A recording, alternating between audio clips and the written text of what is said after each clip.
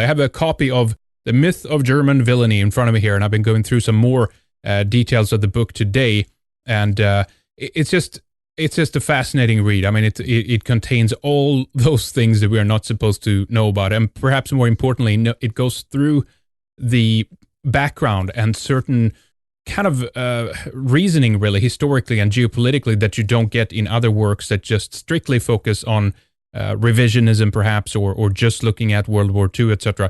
Tell us a little bit about why you wanted to write the book. Yeah, I've had an interest in this era, this period between all of the 20th century, say, of European wars and the period in between, all my life. And all my life, I've been a serial reader, one book after another. I even today read about 1 to 3 books a month. And so had taken an interest in this World War I and World War II.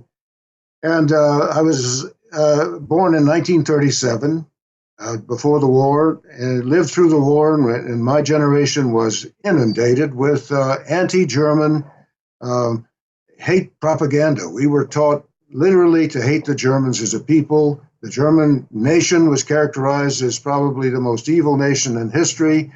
The German people were an evil race, and Hitler was the epitome of the devil. That was what we were brought up to believe. But as I said, I read a lot, and I began to read books many, many years ago. The other side of the story, written by German people, German enlisted men in the army, German officers, and so forth. And you start to think, well, there's another side to the story. And the more I dug into it, I indeed found that the official story, like Napoleon says, history is a lie agreed upon. The official story of that era is baloney. It nowhere near represents what actually happened. And so I started to dig and probe and find out what actually did happen.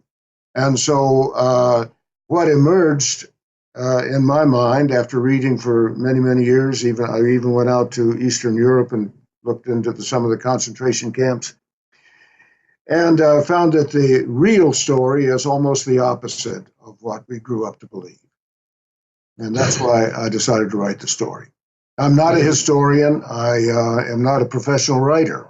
I just have an interest in the subject, and it just seemed to me that the other side needed to be told. Well, it certainly does. Now, you've been serving in the military and, of course, as a consequence, traveled all over the world, seen a lot of places in Europe and, of course, in Germany, too. And in the beginning of the book, you talk a little bit about that in terms of how much you also appreciate the German people and the German character. So what was that like, if you've been told one thing all your life and then you're kind of starting to discover another thing for yourself when you're actually there?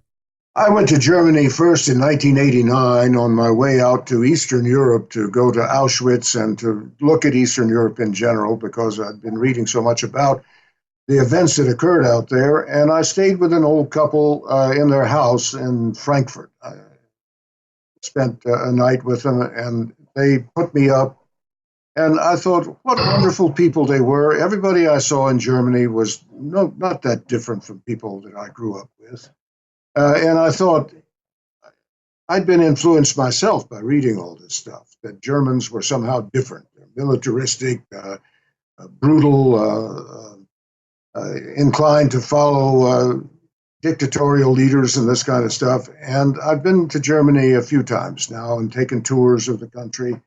And the German people are just the opposite of that. They're highly civilized, highly cultivated, the very heart and soul of the Western Christian civilization. And it would take, it's impossible to believe the things that were written about what the atrocities and so forth that the Germans were supposedly responsible for.